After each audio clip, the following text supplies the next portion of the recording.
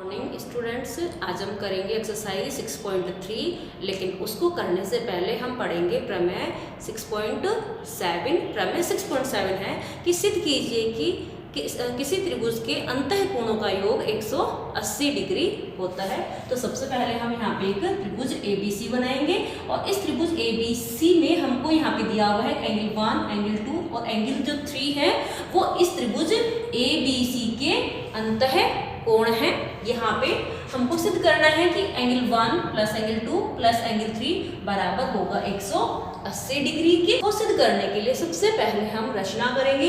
रचना क्या करेंगे? इस BC भुजा के यानी इस त्रिभुज ABC की इस BC भुजा के समांतर हमें रेखा खींचेंगे जो शीर्ष A से होकर के गुजरेगी और जिसका नाम है यहाँ पे PQ। रेखा PQ त्रिभुज ABC के शीर्ष A से होकर के गुजरती है तथा इस भुजा BC के समांतर है। तो ये हम यहाँ पे रचना करेंगे। अब इसका हम प्रूफ करते हैं। तो सबसे पहले हम लिखेंगे यहाँ पे कि PQ समांतर BC, PQ BC के समांतर है। रचना द्वारा BC और PQ ये दोनों रेखाएं आपस में एक दूसरे के समांतर है और ये कोई त्रियक रेखा है। तो एंगल 4 बराबर होगा एंगल 2 के।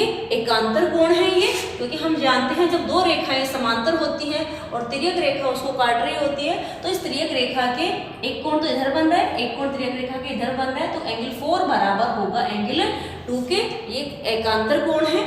इसी प्रकार से PQ जो है समांतर है BC के और AC यहाँ पे एक त्रियक रेखा है। तो त्रियक रेखा के इधर तो एंगल 3 और त्रियक रेखा के इधर एंगल 5, ये दोनों आपस में बराबर होंगे। तो एंगल 3 बराबर होगा एंगल 5 के। ये भी एकांतर कोण है। तो हम यहाँ पे लिखेंगे एंगल 4 बराबर एंगल 2, एकांतर कोण है। इसी प्रकार से एंगल 5 बराबर होगा एंगल 3 के। इसका कारण भी यही है, एकांतर कोण।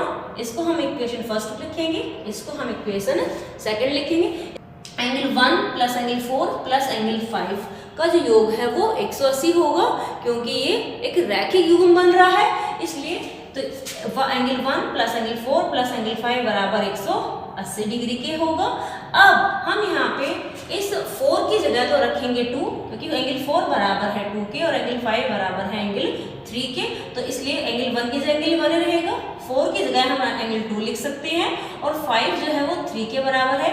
एंगल 5 की जगह एंगल 3 लिखेंगे इज इक्वल टू 180। और यही हमको यहाँ पे सिद्ध भी करना था। इस प्रकार से हम सिद्ध कर सकते हैं कि किसी भी त्रिभुज के तीनों कोणों का योग जो है 180 के बराबर होता है। 6.8 प्रमेय 6.8 है कि यदि एक त्रिभुज की किसी एक भुजा को बढ़ा दिया जाता है तो इस प्रकार से बना बहिष्कोण अंतराभिमुख कोण के योग के बराबर होता है। तो यहाँ पे हमने एक त्रिभुज ABC बनाया है। एंगल 1, 2, 3 जो है इस त्रिभुज के अंतःकोण है और इस भुजा BC को बढ़ा दिया गया है। तो इस प्रकार से जो एंगल 4 जो है वो यहाँ पे एक बहिष्कोण है। तो यहाँ पे हमको सिद्ध करके बताना है कि ये जो बहिष्कोण है वो अंतराभिमुख कोण के योग के बराबर है। यानी अंतराभिमुख कोण है कि इस एंगल 4 के बगल में जो एंगल है इसको छोड़ करके बाकी जो दो एंगल्स हैं यानी 1 प्लस 2 के योग के बराबर ये होगा। तो यहाँ पे हमको सिद्ध करना है कि एंगल 4 जो है एंगल 1 प्लस एंगल 2 के योग के बराबर है यहाँ पे। तो इसके लिए सबसे पहले हम यहाँ पे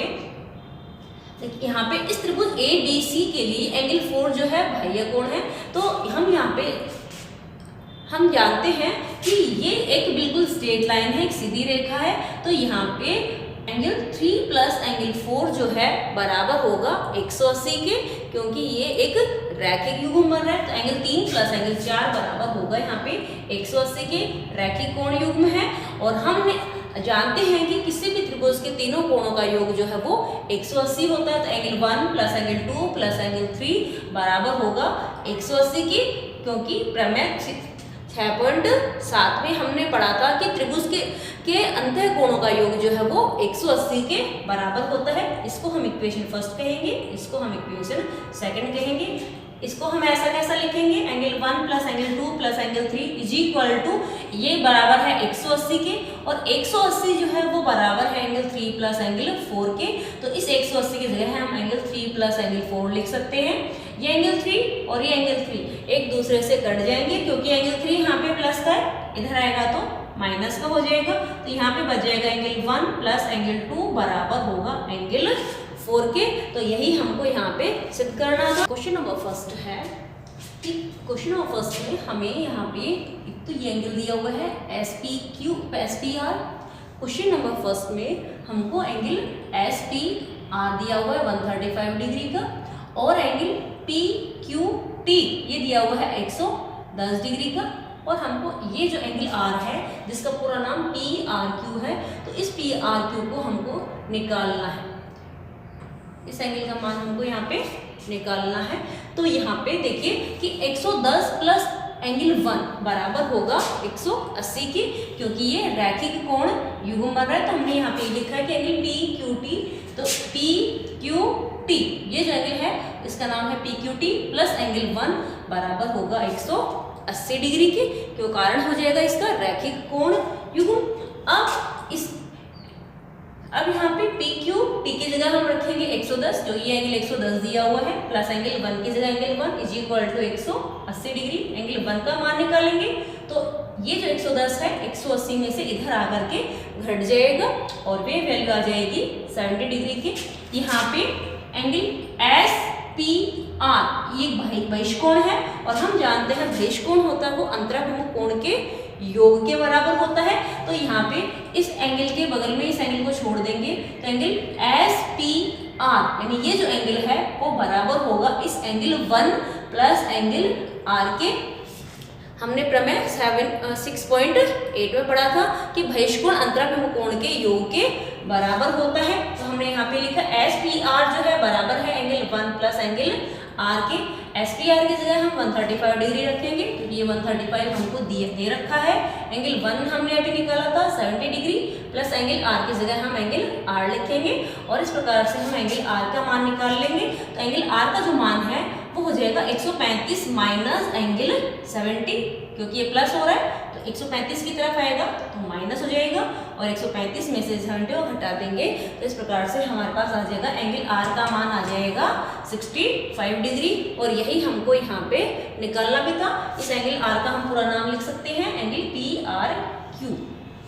क्वेश्चन नंबर सेकंड में हमको दिया हुआ है कि एंगल x बराबर, ये जो एंगल है एक त्रिभुज है XYZ, उसमें एंगल x दे रखा है 62 डिग्री का, और एंगल y दे रखा है 54 डिग्री का, और YO और ZO क्रमशः इस कोण y और कोण z के समद्विभाजक हैं। समद्विभाजक का अर्थ होता है कि दो समान भागों में बांटना, अर्थात ये जो YO है इस पूरे कोण को दो बराबर भागों में बांटता है, और ये OZ जो है वो इस पूरे कोण z के दो बराबर हिस्से करता है। ये हमको यहाँ पे दिया हुआ है। हमको कोण यहाँ पे OZY, ये तो OZY यानी एंगल 2 की वैल्यू निकालनी है, और एंगल YOZ है इस कोण का मान ज्ञात करना है। इस कोण को हमने यहाँ पे 3 मान लिया है, इसको 2 मान लिया है, और इसको हमने यहाँ पे 1 मान लिया है, जिससे आसानी से हम इसको सॉल्व कर सके।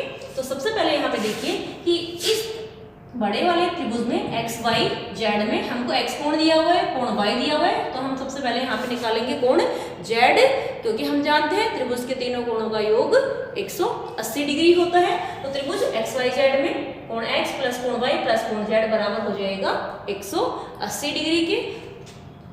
अब हम यहाँ पे x की वैल्यू रखेंगे। x की वैल्यू हमको 62 दे रखी है, y की वैल्यू हमको यहाँ पे 54 दी हुई है, z की जगह हम z रखेंगे इज इक्वल टू 180। इन दोनों को आपस में ऐड कर देंगे 116 आ जाएगा, प्लस z बराबर 180 के। z का मान निकालेंगे तो ये 116 जो है वो 180 में से घट जाएगा, क्योंकि ये प्लस का है, और इधर जाएगा तो माइनस का हो जाएगा। 180 में से 116 घटाएंगे तो इस प्रकार से 64 डिग्री के बराबर आ जाएगा।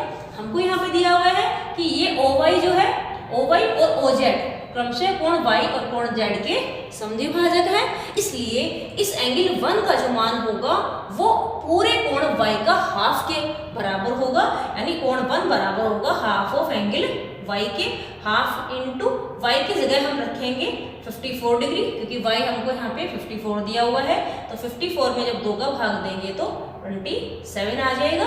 इसी प्रकार से ओ जेड जो है कोण जेड के 2 बराबर हिस्से करता है, कोण जेड को समद्विभाजित करता है, तो इसलिए कोण 2 का जो मान होगा ये हो जाएगा 1/2 इंटू कोण जेड, और कोण जेड का मान हम यहाँ पे निकाल चुके हैं 64, तो 64 में जब 2 का भाग दे देंगे तो ये आ जाएगा 32, और यही एंगल 2 की वैल्यू हमको यहाँ पे ज्ञात करनी थी। ओ जेड वाई की वैल्यू हमको यहाँ पे ज्ञात करनी थी, ओ जेड वाई। तो ये कोण 2 जो है वो बराबर है एंगल ओ जेड वाई के, और इसका मान हमको निकालना था जो हम निकाल चुके हैं एंगल 32 के बराबर। अब इस छोटे वाले त्रिभुज में ओ वाई जेड में angle 1 plus angle 2 plus angle 3 का जो योग होगा वो 180 बराबर होगा।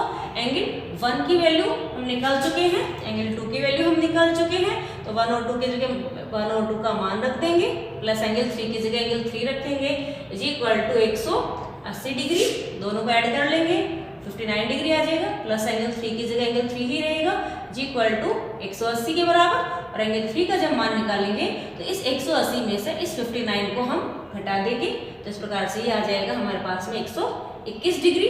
और इसी कोण का मान हमको यहाँ पे ज्ञात करना था, कोण वाई ओ जेड बराबर आ गया हमारे पास में 121 डिग्री। तो हम यहाँ पे वाई ओ जेड लिख देंगे, जी इक्वल टू 121 डिग्री के बराबर ही हो जाएगा। 3 क्वेश्चन नंबर 3 में हमको ये डायग्राम दिया हुआ है, और इसमें दिया हुआ है कि ये जो ए बी है वो इस डी ई के समांतर है, और एंगल बी ए सी दिया हुआ है 35 डिग्री का, और एंगल डी दिया हुआ है हमको यहाँ पे 53 डिग्री का, और हमको एंगल ये डी डी सी ई यानी इस एंगल का हमको यहाँ पे मान ज्ञात करना है। तो सबसे पहले हमको जो दे रखा है वो लिखेंगे कि ए बी समांतर है डीई के, इसलिए यहाँ पे, और ये कोई एक तिर्यक रेखा है, तो सबसे पहले हम लिखेंगे ए बी समांतर डीई, जो दे रखा है वही लिखेंगे, ए बी डी के समांतर है। और ए अगर कोई तिर्यक रेखा है, ये अगर तिर्यक रेखा है तो इस तिर्यक रेखा के ऊपर ये एंगल और इस तिर्यक रेखा के इधर ये एंगल, ये दोनों एंगल आपस में एक दूसरे के बराबर होंगे, क्योंकि ये एकांतर कोण है यहाँ पे।